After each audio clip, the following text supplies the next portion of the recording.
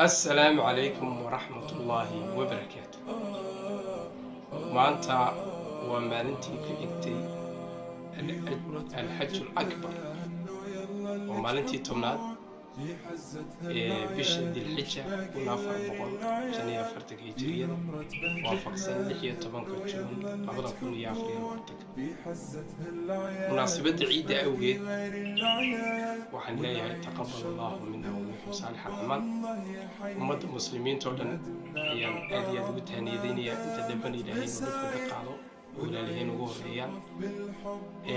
soomaalidana ilaahay waxaan uga baryayaa inuu dhibka haysta meel kastoo jooga ka wada qaado.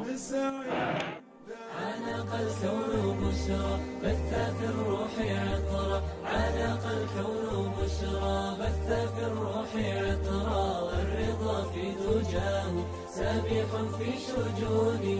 عيدنا جئت أهلا وطئت فينا سهلا، ثم نادى مناد قد أضأتم عيوني. ناولوني بياني وجميع المعاني، شوقنا في ابتهاج كف دمع الشؤون. عانق الكون بشرى بث في الروح عطرا، عانق الكون بشرى بث في الروح عطرا، والرضا في دجاه سابح في شجوني. يرسموني الشروق قد كسي